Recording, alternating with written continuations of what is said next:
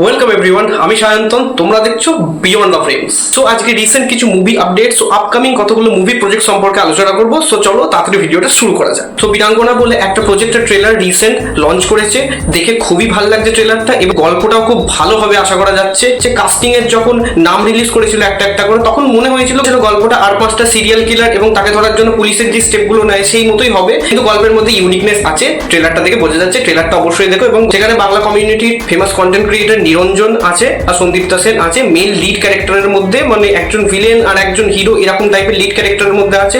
আরো কাস্টিং আছে, তোমরা চাইলে ট্রেলারটা দেখতে পারো, খুবই ভালো। সেকেন্ড হচ্ছে দেবের নতুন সিনেমা প্রজাপতি 2 এর প্রিপারেশন জোর কদমে চলছে। রিসেন্টলি তাদের পোস্ট স্টোরি দেখে বোঝা গিয়েছিল তারা লন্ডনে গেছে শুটিং প্রিপারেশনের জন্য এবং তা কমপ্লিট করে চলেও এসেছে।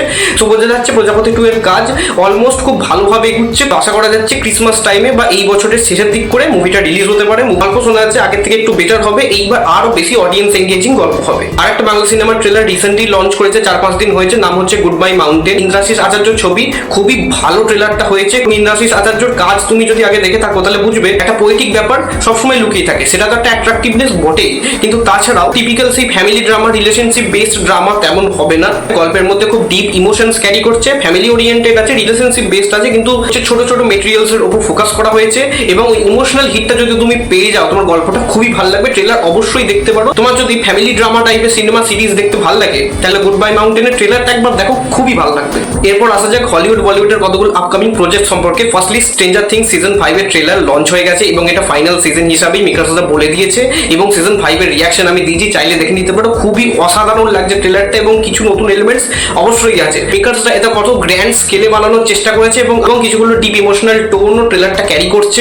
মেবি কারোর ডেথও এই সিজনের মধ্যে দেখা যেতে পারে স্ট্রেঞ্জার থিংস এর ক্যারেক্টারগুলোর মধ্যে। যদি ব্রেকডাউন চাও এবং ডিটেলস আলোচনা চাও ওই 3 মিনিটের টিজার সম্পর্কে তাহলে কমেন্টে বলো, আমি ভিডিও বানিয়ে দেবো। ফার্স্টে ওয়ার 2 সম্পর্কে, ওয়ার 2 এর যে পোস্টারটা ছিল যেটা আগে ছিল সেই পোস্টারটা চেঞ্জ করে নতুন পোস্টার লঞ্চ করেছে। ঠিক কথা বলতে পোস্টারটা খুবই অ্যাভারেজ লাগছে, ভালো লাগেনি। ট্রেলারও যখন বেরিয়েছিল ট্রেলারটাও খুবই জেনারিক অ্যাভারেজ টাইপের আমার লেগেছিল। খুব আসলে আমরা এত বেশি পরিমাণ স্টাইলাইজড একটা ভালো অ্যাকশন দেখে এসেছি, বহুত টাইপের আমরা অ্যাকশন মুভিজ দেখে এসেছি, তাই জন্য এইখানে সেরকম নতুনত্ব কিছু আমি পাই না বা নতুনত্ব কিছু থাকে না, সেই জন্য খুবই অ্যাভারেজ লেগেছিল। তোমাদের কেমন লেগেছে কমেন্টের মধ্যে জানিও। তারপরে আসছে অ্যামাজন প্রাইমের ভুবন বামের নতুন প্রজেক্ট রেভলিউশনারিজ। দারুণ লেগেছে ট্রেলারটা, ওই একটুখানি গ্লিমস যা দেখিয়েছে না ভুবন বামের, মারাত্মক লেগেছে। আমি রেভলিউশনারির জন্য বিশাল পরিমাণে এক্সাইটেড আছি। গল্পটা আশা করছি খুব ভালো ইউনিক একটা গল্প হবে, আর যারা স্ক্রিন প্রেজেন্স করছে যে অ্যাক্টরগুলো আছে মারাত্মক লাগছে, মারাত্মক লাগছে। নামিন মালহোত্রা যে রামায়ণে রয়েছে সেই রামায়ণের বাজেট জানা গেছে, আশা করা যাচ্ছে রামায়ণের বাজেট হবে নাকি 4000 করোড়, একটা হিউজ অ্যামাউন্ট। হয়নি ইন্ডিয়ান মুভি এরকম এত বিগ বাজেটের মধ্যে বেস্ট জিনিসকে নিয়ে, camera best, star cast best, production house best, সব বেস্ট জিনিসকে নিয়ে একটা ইন্ডিয়ান প্রজেক্ট হয়নি এর আগে। কিন্তু এটা যদি একটা মার্কেটিং গিমিক হয় তাহলে জানি না, কিন্তু এটা যদি রিয়েলি হয় 4000 কোটি টাকা দিয়ে একটা ইন্ডিয়ান সিনেমা বানানো হচ্ছে, তাও রামায়ণের মতো যেটা আমাদের হেরিটেজ, আমাদের হিস্ট্রি, তাহলে এটা যদি ওয়ার্ক করে যায় না দারুণ হবে।